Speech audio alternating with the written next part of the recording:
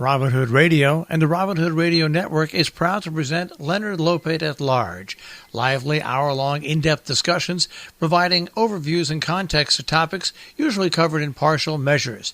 His guests include leading thinkers, scientists, artists, economists, farmers, historians, authors, and politicians. Mr. Lopate is a Peabody Award winner whose numerous honors include 3 Associated Press Awards and 3 James Beard Awards.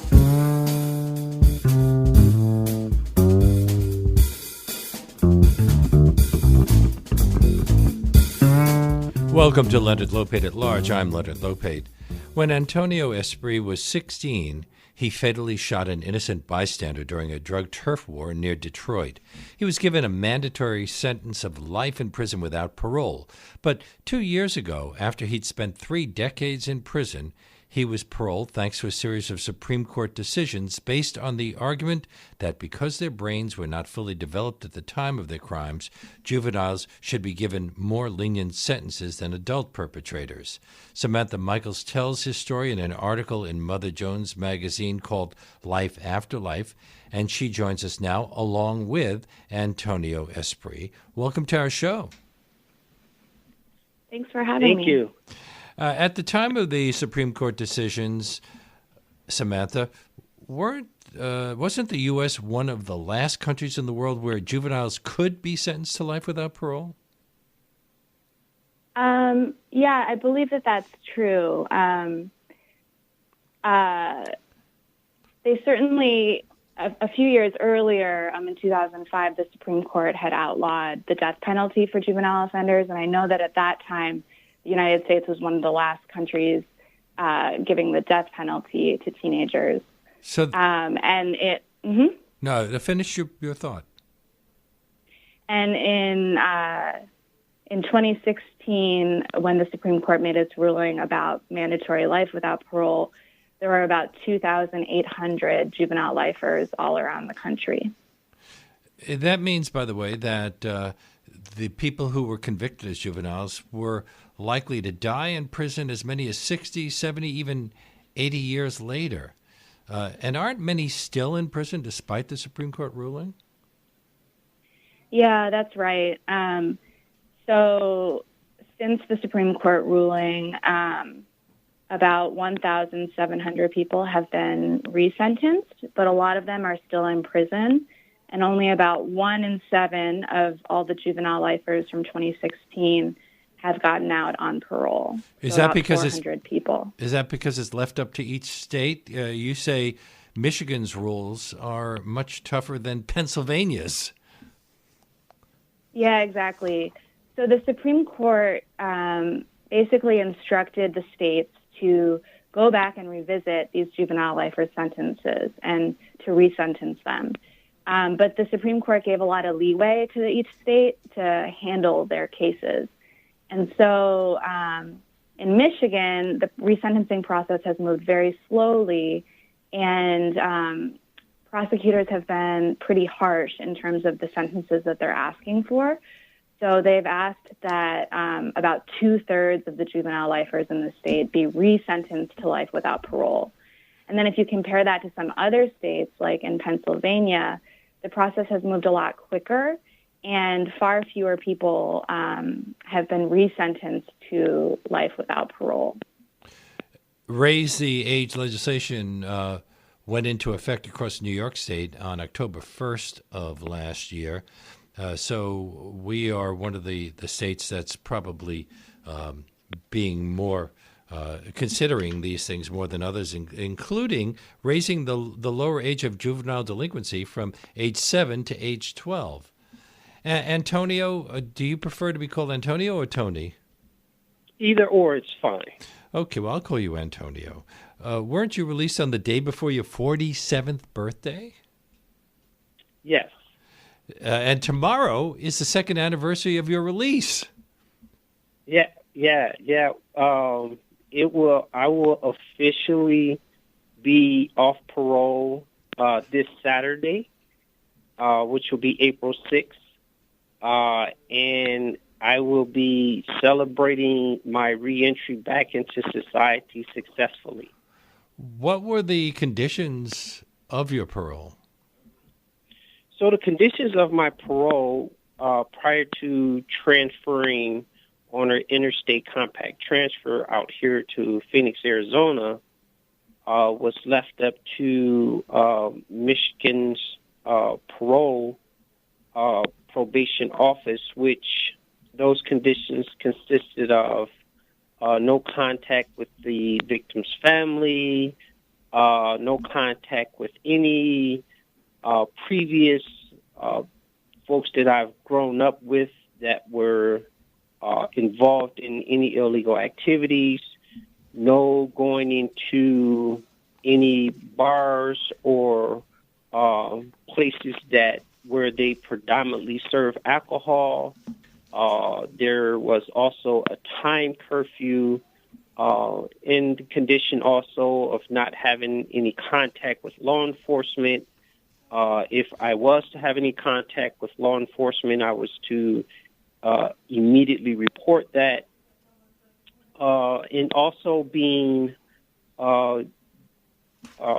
subjected to urine drops at any call throughout the month, and a monthly or on-call reporting to the probation officer, and also having my home open to home inspection by the parole officer. So you're free of all of that on this coming Saturday.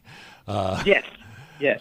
Now, how prepared were you for living in a world that's changed a lot of the 31 years that you'd been in prison? Well, you can never mentally conceptualize what the reality of society as it has evolved and advanced throughout the decades. You could never really come to understand what that would be like through imagination, maybe, but the actuality of it, no. Physically, no.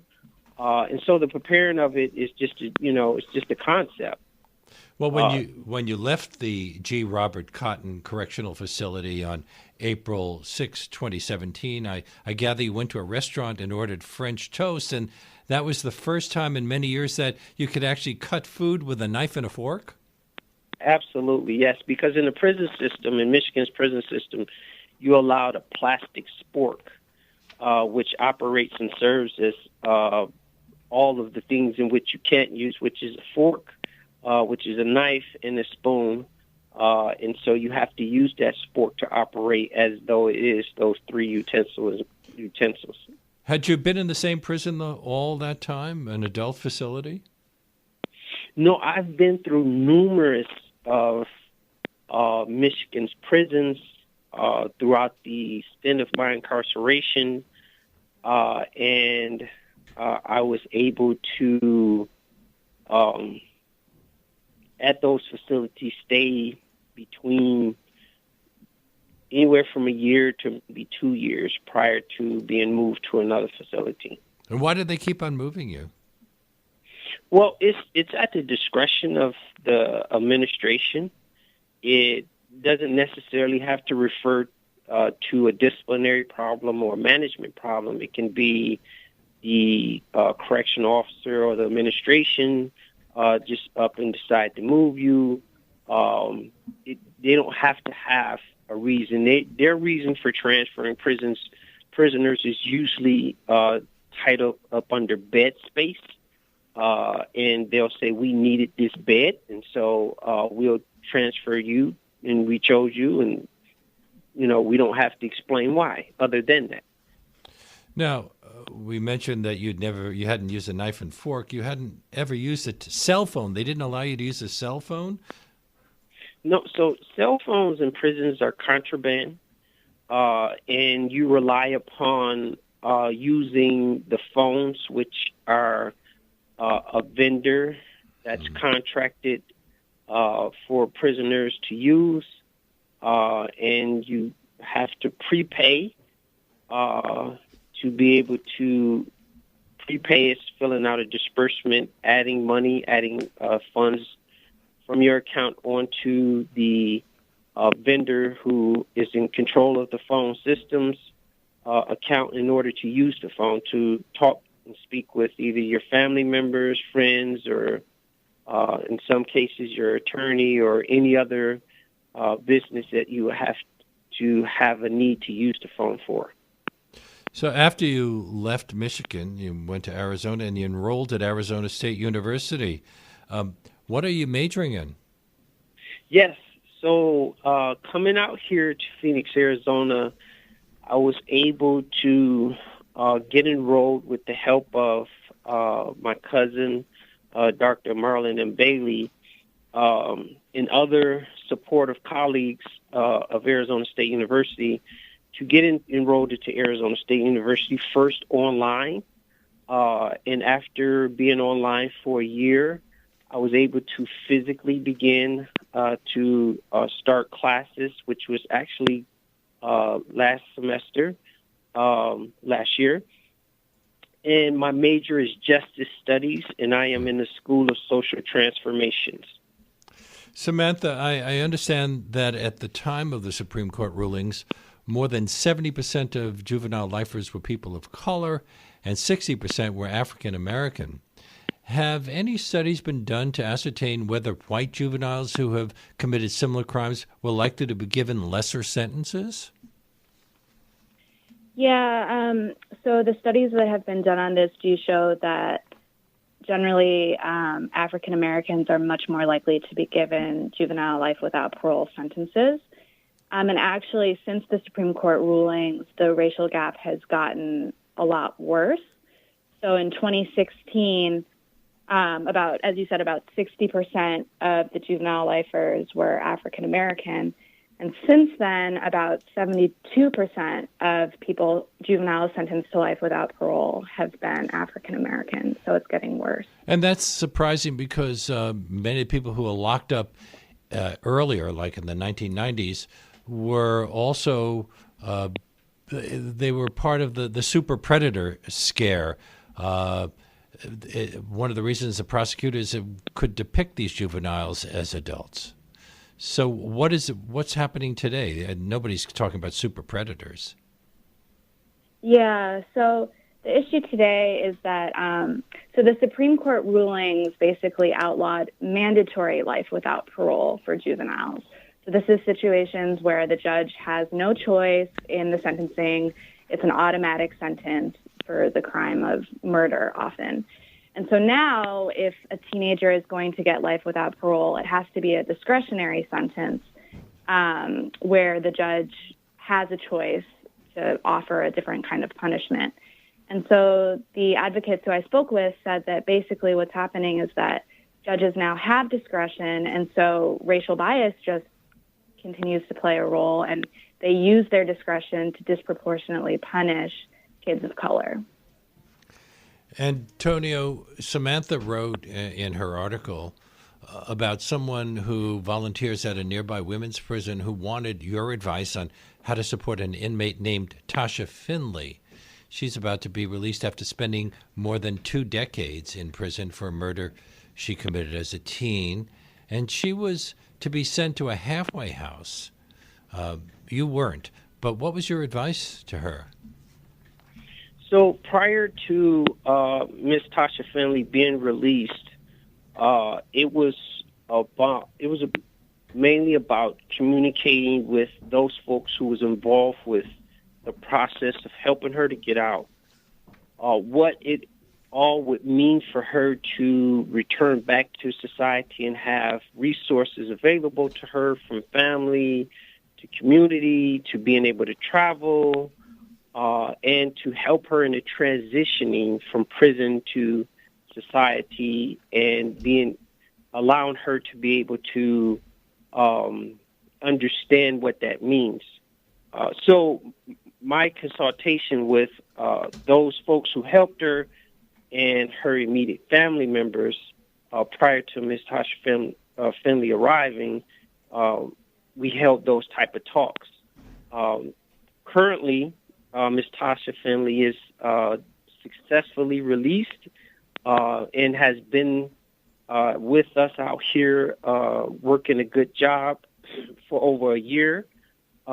and we are helping her to get enrolled into Arizona State University, where she would be majoring in graphic design arts at the Herbinger Institute at ASU. And so her story of, as a woman, as a black woman, being in the system as a young age and returning back out to society and the success of it is an example of how someone can, after spending decades in prison, can reintegrate back to society and live a successful life and make those contributions back to society that are not dangerous, but are beneficial and helpful by her being an example, a law-abiding citizen, and doing those things that that defies the odds. One of the things I did want to weigh in on is that a part of the work that I do out here in Arizona is I consult with several different grassroots organizations.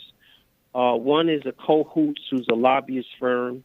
Another one is Arizona Justice Project, which is an innocence project, an American Friends Service Committee of Tucson, Arizona. And we advocate for the changes of the laws currently in place that Arizona has against the juveniles, where the prosecutors out here want to continue to hold the ability to sentence juveniles to the sentence of natural life in prison without the possibility of parole as a punishment that would measure the particular crime or crimes that was committed. While we do have legislators who also in support of that, who are unwilling to waver on their position, our conversations have been in trying to show people like Ms. Tasha Finley and people like myself, who's here in this state, and others who can successfully live a successful life if given the opportunity and chance to parole back out here into society. So the fight, beyond the conversation is trying to get legislators and the prosecutor out here in Arizona to understand that the type of sentencing and the type of time that has been already served should now be reversed and be placed into a process where heavy consideration should be given, in light of such examples where in one point you didn't have Miss Tasha Finley as an example, and you didn't have me as an example, nor do you have other folks out here who have been successful as examples. So the more examples that we can show to prosecutors who want to hold draconian decisions in positions and legislators who want to hold draconian decisions in political positions, the better it is to help, those young folks who are still incarcerated to receiving a second chance. I'm speaking with Antonio Espree, who is the subject of an article in Mother Jones magazine called Life After Life, written by Samantha Michaels, who is also with us on today's Leonard Lopate at Large on WBAI New York 99.5 FM. Do people wonder why someone your age was just entering college?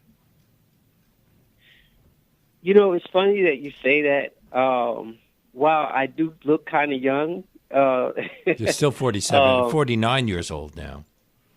It's not until I reveal if my instructor or professor who knows about my story wants to share it with the class. It's not until I reveal it to the students who are like 19, 20 years of age, some as young as 18, that they, turn and look in shock and awe. And so they would have never imagined, because there's a stigma that goes with someone who is in prison or who have served time. or what someone should look like, the physical features, and the demeanor, the verbal or the mental demeanor that follows someone, that stigma. And so because I don't exemplify those things, they're always shocked, and it's always odd, and they're very surprised, and they always tell me, you do not look like someone who serves that amount of time in prison, or you do not sound like someone who's been in prison. Samantha, the initial Supreme Court ruling drew from new research into brain development that showed teens are more impulsive than adults and more influenced by peer pressure. So they should be judged differently.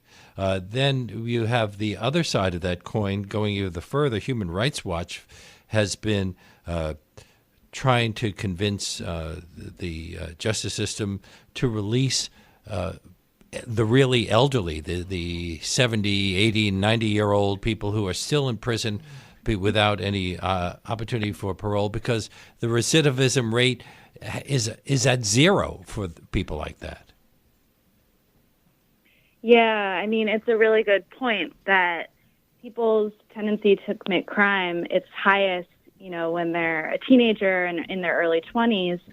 But after that point, people tend to age out of crime. As their brain continues to develop in the late 20s and early 30s, people become much less likely to commit crimes.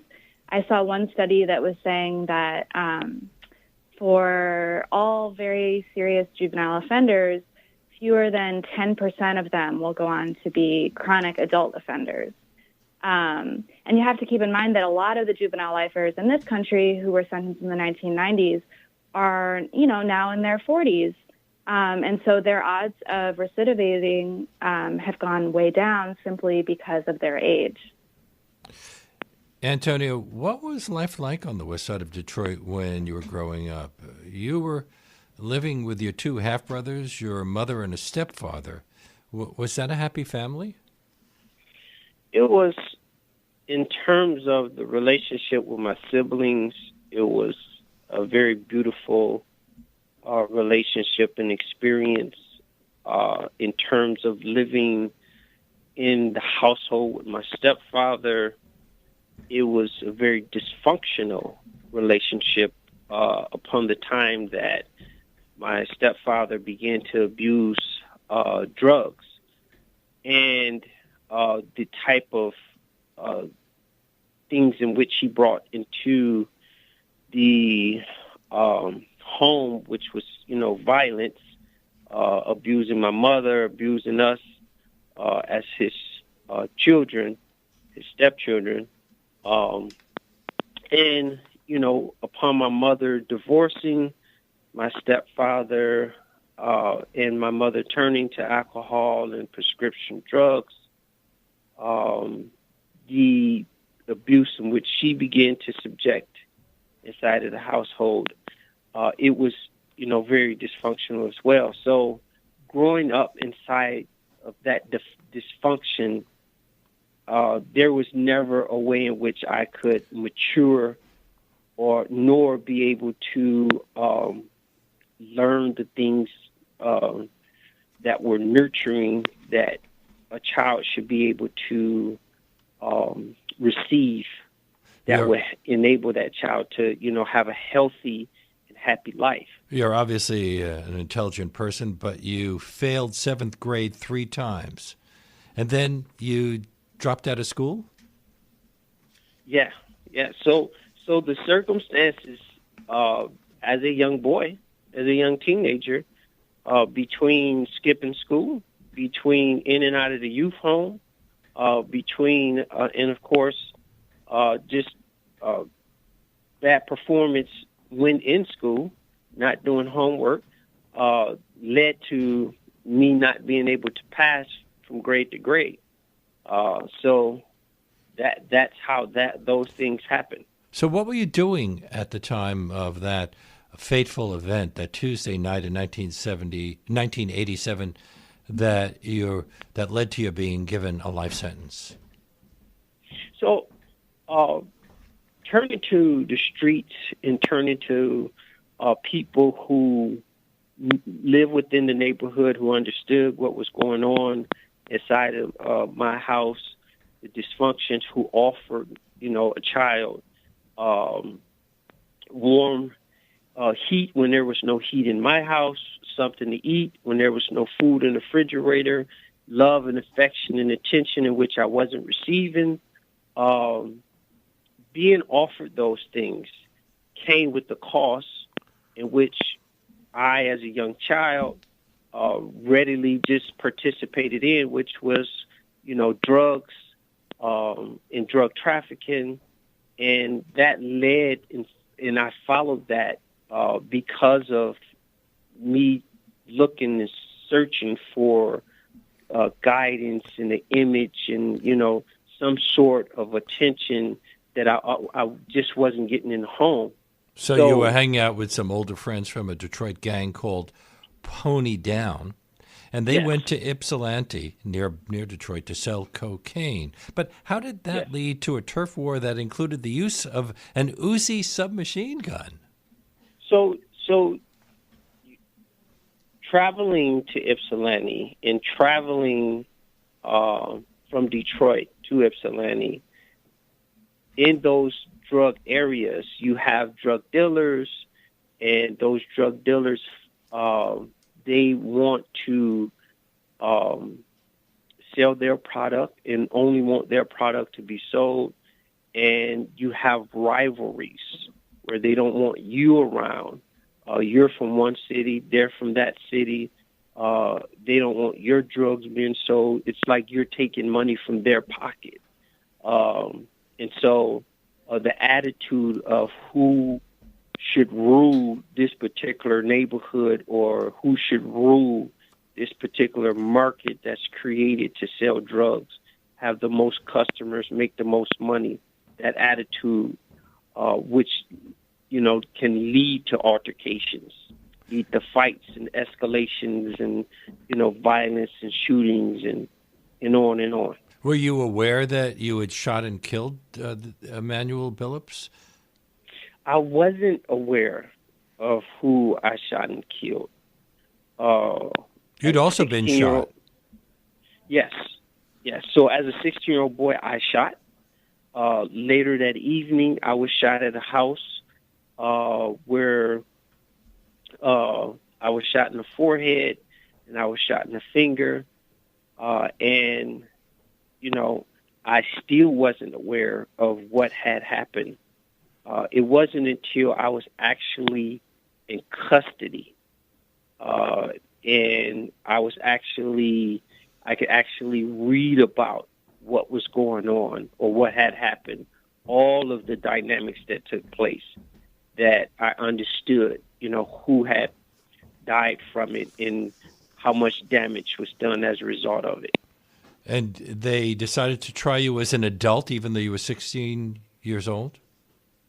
So because the case happened in 1987, Michigan lawmakers had already agreed to change the waiver process for the beginning of the year of 1988, which it would go into effect in January. The juvenile judge, probate court judge, decided because of the case happened in 1987, he would allow me to go through the phase 1 and phase 2 hearings within the probate court. And so while the prosecutor objected to that, the probate court judge still had jurisdiction at that time. And so this was prior to the automatic waiver later that Michigan lawmakers began to enforce, which took total jurisdiction from the judge and gave all of the jurisdiction to the prosecutor to be able to step into the courtroom and say, this is the process by which we will try this young person.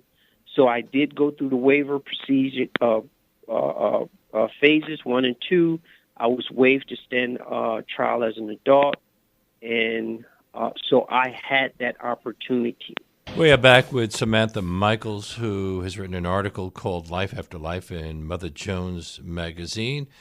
and we're talking with the subject of that article, Antonio Espree.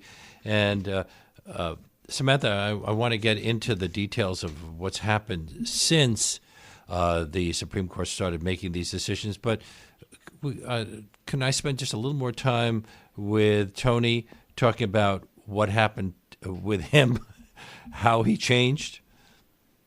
Yeah, definitely. You got into a lot of trouble during your early prison years. How many times were you sent to solitary?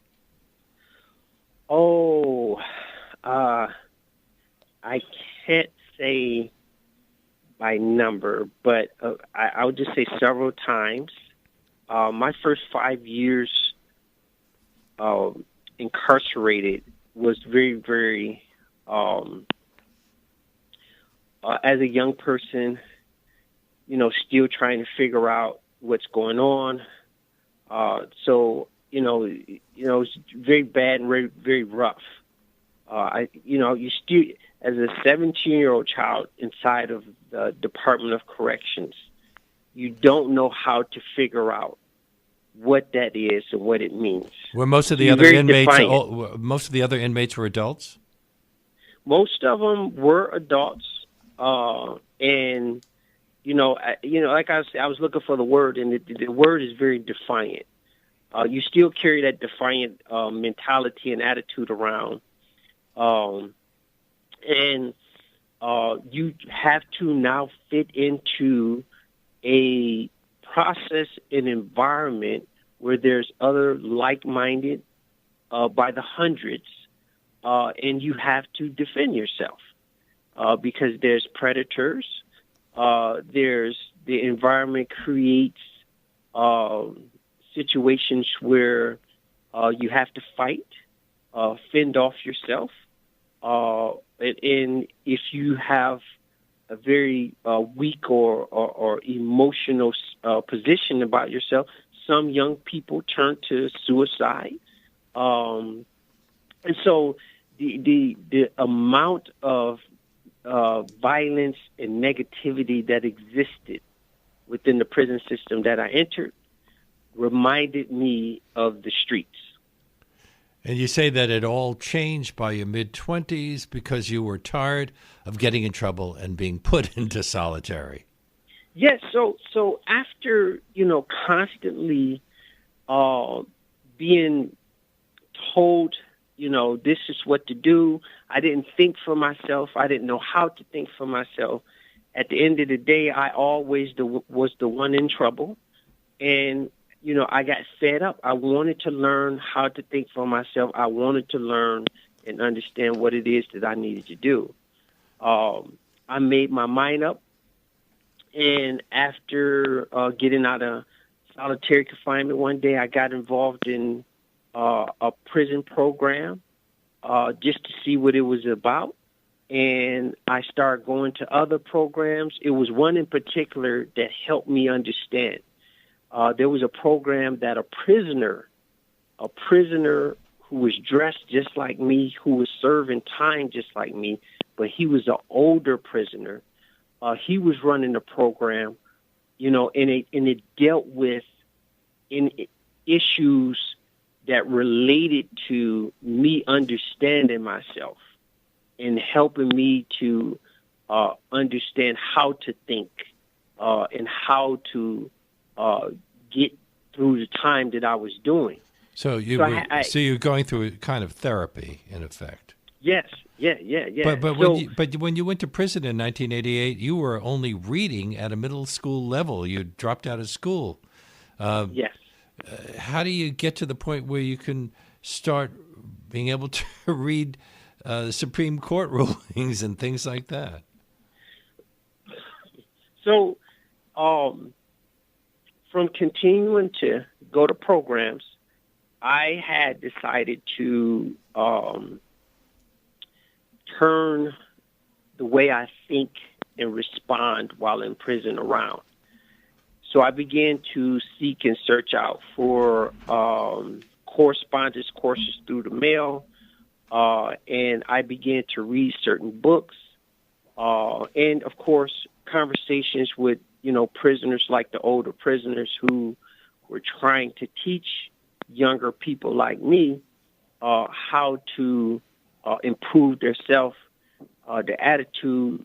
And so it was through those ways, those methods, those techniques that helped me to learn how to evolve, learn how to think, learn how to read, learn how to write.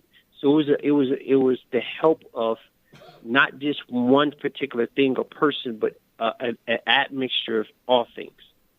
So you got your GED certificate, and then you enrolled in some college classes. Yes. In effect, self-educating. Samantha, Yes. In 2010, the Supreme Court decided that life without parole sentences for teenagers who committed non-homicide crimes violated the constitutional prohibition against cruel and unusual punishment. But that wouldn't have applied to Antonio. In 2012, the justices decided in Miller versus Alabama that even if a juvenile was convicted of homicide, a judge had to consider factors such as the teenager's maturity level and home environment when handing down a punishment. So that might have actually affected the way Antonio's trial had been conducted. Right, exactly. Yeah, in 2012, the justices outlawed mandatory life without parole. So does that which mean is the that sentence mandatory that Tony had received? So does that mean that sentences like he received are now unconstitutional? Exactly, yeah. They violate the Eighth Amendment's prohibition on cruel and unusual punishment. So why wasn't Tony given parole, or at least given some kind of a retrial following the Supreme Court's decision? Well, so for a few years after that 2012 decision, there was disagreement about whether that decision would apply retroactively. It was unclear if that decision would apply to the 2,800 people like Tony who were already serving their sentences. In 2016, the justices decided that it was retroactive, that it would apply to them. And so at that point, the justices said that all of those people, including Antonio, should have a chance to be resentenced. And so after that point, Antonio was resentenced, and ultimately he was able to get parole. Although in Michigan, at least, he was one of the lucky ones because the state has moved pretty slowly to resentence most of the other juvenile lifers there. It would have been different if he had been living in Pennsylvania or New York, for that matter. Yeah, it might have been even faster if he had been living in Pennsylvania. Pennsylvania also had a huge population of juvenile lifers, more than 500 of them, which was the biggest population of juvenile lifers in 2016. But that state has moved a lot faster to resentence juvenile lifers. At this point, I think they've resentenced about 400 of them, and more than 150 of them have gotten out of prison on parole. And far fewer of them have been resentenced to life without parole. Isn't there some irony in the fact that the case that where the judges decided to retroactively apply the decision to people who had already been sentenced was the Henry Montgomery case? He was 17 when he killed a white sheriff's deputy in Louisiana in 1963, and there was a lot of racial tension at the time. He is still in prison, isn't he? 72 years old, and he still isn't free? Yeah, that's right. So Henry Montgomery won his Supreme Court case. They decided that it should be retroactive and that juvenile lifers should be resentenced. And he's currently at Angola prison in Louisiana, so he was resentenced.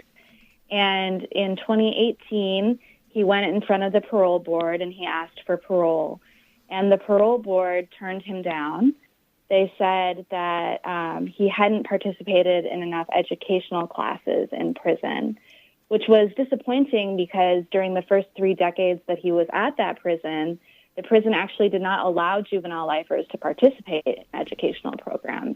And then after that point, he was deemed ineligible to get his GED. So he hadn't really been given very much of an opportunity. But the parole board rejected him and said that he would have to wait. Actually, he's going to go in front of the parole board again this month, so he may get a chance to get out. Now, you point out that about a third of juvenile lifers nationally say they've been denied access to prison educational programs. What is the rationale for not letting these people educate themselves? Obviously, it turned Antonio around. Yeah, exactly.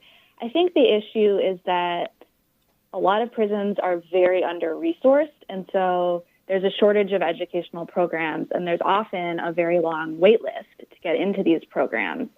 And so juvenile lifers, because the idea is that they'll be in prison for the rest of their lives, they're often either put at the back of the wait list or they're just completely deemed ineligible. The justice who decided in the Montgomery case was Anthony Kennedy, who's no longer on the court. You almost have to wonder whether a Brett Kavanaugh court would have decided the same way. Right. Yeah. So, and actually, go ahead. Oh, that's okay. But prosecutors still have discretion, and you point out that they continue to argue against parole. Is that why about 1 in 7 of the juvenile lifers locked up in 2016, only 1 in 7 have been freed? Yeah, so it kind of depends on which state you're in. As we've talked about, different states are handling it different ways. In some states, like in Michigan, a lot of the prosecutors are requesting that people be resentenced to life without parole. They say that these crimes were so heinous that even now these people should not be given a chance at parole. Another thing is that a lot of people have been resentenced. About 1,700 people have been resentenced to shorter sentences that will eventually allow parole, but just not yet. And so these people will have to serve many more years in prison before they're able to go before the parole board. Antonio, Michigan didn't have problems with you studying? Did they encourage you to take classes? So the thing is, I just want to also weigh in on that comment about a Brett Kavanaugh's court. You know, we did have the Chief Justice Roberts vote in the Montgomery versus Louisiana, and it was also in his comments in support of the retroactivity. So I just wanted to bring that in, you know, and so this court still might have voted the same way, but just maybe with a slimmer majority. Yeah, exactly. In favor, of course. But the question about, in terms of Michigan's position on prisoners educating themselves is a position that they take in opposition.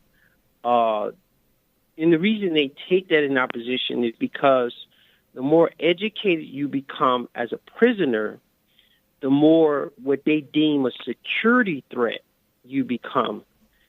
A security threat you become deemed as because of the fact that you can educate other prisoners, you can teach other prisoners how to file grievances, you can yourself file civil litigation, and you can question policy and procedures.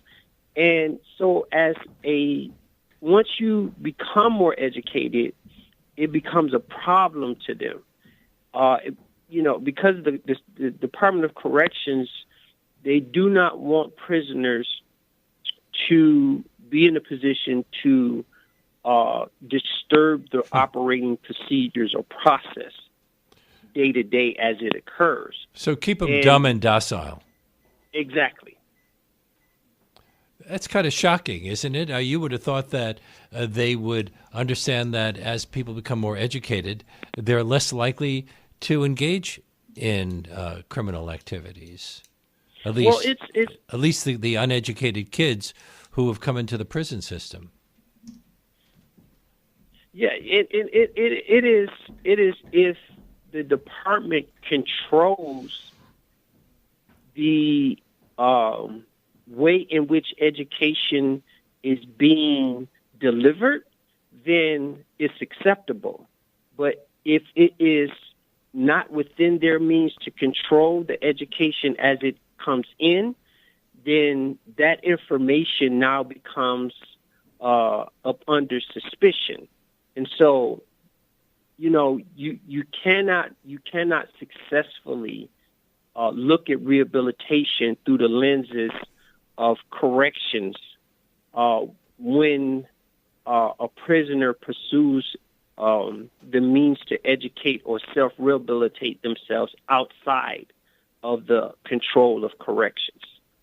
Samantha, you note that only about 10% of serious juvenile offenders become chronic adult offenders, and of the 150-plus juvenile lifers who were freed in Pennsylvania in recent years, not a single one has reoffended. Are you there? Okay, well, I think we may have lost Samantha. We'll try to get her, although we only have a few minutes to go, but I do want to ask her about some related matters. Samantha, are you there? Okay. Could you try to get her again? Meanwhile, Antonio, you say that the part of your parole prevented you from being able to get in touch with the family of the man that you killed, Emmanuel Billups. I'm assuming you would have apologized to them and told them how sorry you were that you had done what you did. So I did have an opportunity and chance through my lead attorney and through a mitigation specialist who does mitigation, processing, and to reach out to both my victim's mother and daughter, and to be able to actually have a phone call while in prison with my victim's daughter. I like to call her Shanetta. I don't like to refer to her as, a victim or nothing like that. So with Shanetta, and Shanetta and I spoke. Shanetta was able to forgive me. I was able to tell Shanetta that I'm sorry for what happened, and we were able to come to understanding and move forward from there. So I was able to gain the support of both Shanetta and her mom through affidavits in support of my resentencing, seeing the parole board, and my release. Samantha, I'm glad you're back. There are two cases. We don't have a lot of time, but there are two cases that I find rather shocking, and maybe you could tell us about them. One is the Kevin Boyd case, and the other is the Centoya Brown case. Kevin Boyd didn't even commit the murder. His mother committed the murder, and yet he's he's sentenced to life without parole and remains in prison. Yeah, Kevin's story is really sad. He was a teenager growing up in Michigan, and his parents were going through a really rough divorce. And one day his mom came over and told Kevin that she wanted to kill his dad, and she asked Kevin if he would hand over the keys to his dad's apartment. And so Kevin, 16 years old, gave her the keys. And the next day, the dad was dead with a bunch of stab wounds. And the mom pleaded guilty, confessed to the crime, and was sentenced to life without parole. And Kevin received the same sentence, even though a jury never determined whether or not he had actually participated in the stabbings. They saw him as an accessory? Yeah, well, it just wasn't clear. But in either case, he had handed over the keys, so he had helped the mother kill the father. And the prosecutor is still fighting freeing him. Yeah, so after the Supreme Court decision, the prosecutor asked that he be resentenced to life without parole, and he hasn't been resentenced yet. The case was stalled. And then, although Miller versus Alabama outlawed mandatory life without parole terms for juveniles, it didn't do much for Cyntoia Brown, who killed a middle-aged man when she was 16 after he brought her to his Tennessee home for sex. Right. So you would have thought that the judge would have seen that as that she was protecting herself. Yeah, exactly. It's a really tragic case. The problem with that case was that Cyntoia received a sentence of mandatory life in prison with the possibility of parole. And so she argued that this was unconstitutional, but the courts in Tennessee, where she's from, said that the sentence was still okay because she did have the option of parole, even though she wouldn't be able to come up before the parole board for about half a century. So she would spend most of her life in prison. So it was a really tragic case. And actually, even though the courts did not side with her, in January, the governor of Tennessee granted her clemency. And so that means that in August, she'll be able to leave prison. But there are still a lot of other people in Tennessee who are serving similar sentences who won't get that kind of help. A federal judge ruled her mandatory life sentence was constitutional. Exactly. Constitutional because she was given the option of parole, even though parole would not be available for about half a century. And as you pointed out earlier, nationally, black teens are much more likely than white teens to receive these kinds of sentences. Cyntoia Brown, obviously African American. And you also pointed out that the situation's actually gotten more racially divisive since the Supreme Court decisions. Why? Does anybody have a theory as to why that is? Well, I think it's just, now mandatory life without parole is unconstitutional. And so if judges want to give these sentences to teenagers, it's discretionary. They have a choice.